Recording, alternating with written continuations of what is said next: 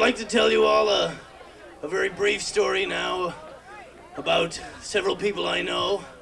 One of them far more evil than the other. The first being actually very close to me in that he is, or she is, or it is the Son of God, Jesus Christine.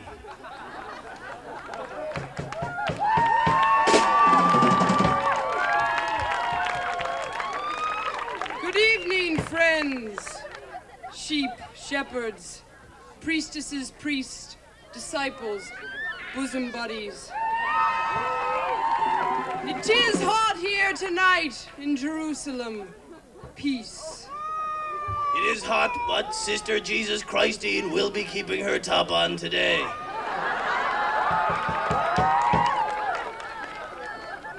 To my right, I would like to introduce my, I guess, arch rival, Satan! Satan! Satan! Arg! Satan, hellfire, poverty, suffering, and surfing! Arg!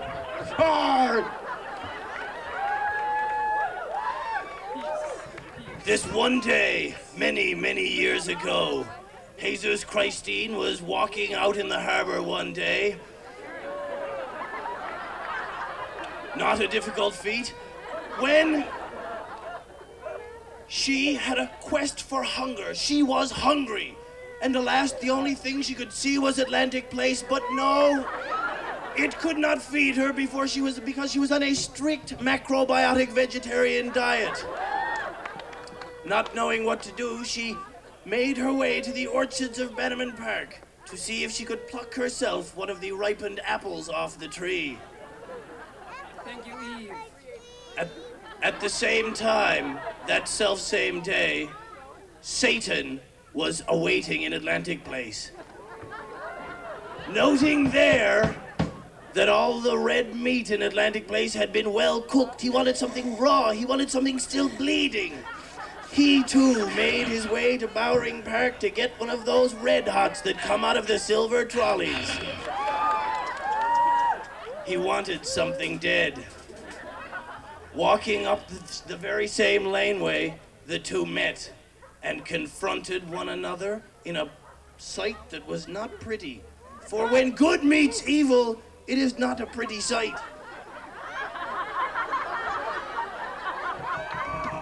Thus, they challenged one another to a duel. The duel was to be set in a tiny, damp, dark, dusty basement on Parliament Street. The year 1985.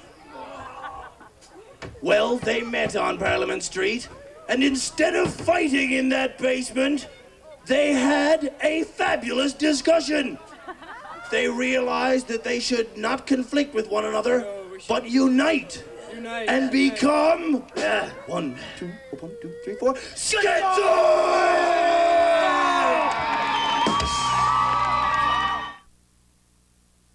Level they were laughed at and denied by servants of deception in a righteous disguise. The confessional was vacant as abandoned children cried. You give us a Catholic conscience every day. You give us a Catholic conscience in so many ways.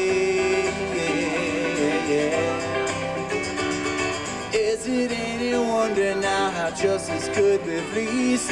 Or weren't they charged in 75 as the chief of police? They were given so much power they could do as they please. Do the answers to these questions lie with the archdiocese?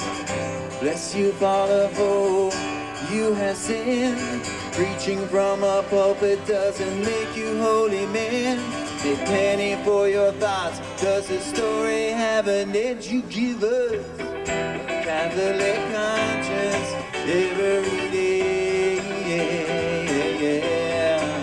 You give us a Catholic conscience in so many ways. Yeah, yeah.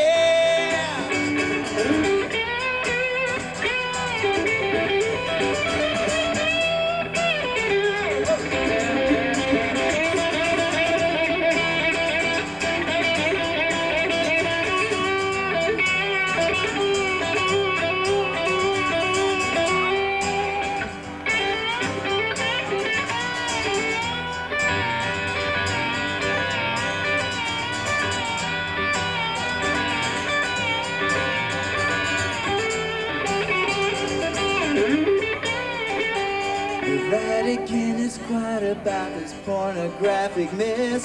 If there's a God in heaven, how can he look down and bless? Leaders that absolve themselves and say the hell with the rest, where the guilty hold the body in blood in an unholy caress. But you investigate yourselves like a beating into nights. You better listen, mister, better heed this advice. The Father, Son, and the Holy Ghost ain't the three blind mice. You give us a Catholic conscience every day. You give us a Catholic conscience in so many ways. Well, each year new people get involved, and I think it takes 1 or 2 years just being around and seeing how the process works to actually be able to take over a large role. And I feel strongly about the core group this year. I feel that they have the capabilities of carrying on and the maturity of actually being able to pull it off.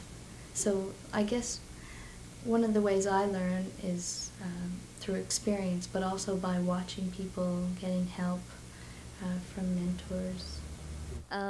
And you have to have confidence in them. You know, we knew nothing when we began, you know, and we're still around to give, you know, advice, whatever they need. But it's, you know, it's really their festival, their event. They need to, you know, have their space to do their thing. And so I feel that the young kids that were involved this year have a real good grasp on what to do and have, you know, have ideas for next year. You know, it's as it should be. It's a youth group. They need to, you know, they need to do it on their own. It's really hard to let go of it. It's a baby that was created by a bunch of kids who were really needed something, an outlet to do our thing. And seeing it evolve over the past 6 years has been incredible. Well, I'd heard about it through Charlotte, and I was really interested. You know, I wanted something to do. I wanted to meet people, and I was, you know, interested in social justice, and I thought this would be the best way, you know, to show. So I really enjoyed it. I do little messages, and I'd post, or like I'd go into the office, ask Tina if she needed any help. Sometimes I'd mind the phones, or I'd go downstairs and photocopy stuff. I'd post, or I painted about 12 t-shirts or so. And I even bought plane tickets, and I delivered stuff, picked stuff up. So that was basically. Yeah. Then at Peace-A-Chord I worked booths, and I went around and sold buttons and stuff. So.